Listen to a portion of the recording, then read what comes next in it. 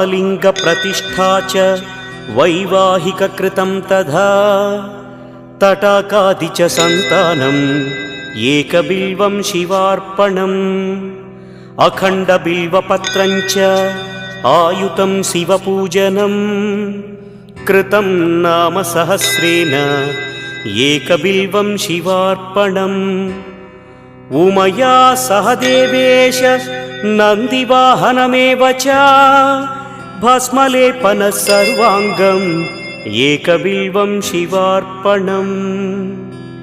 सालग्रामेषु विप्राणां तटाकं दशकूपयोः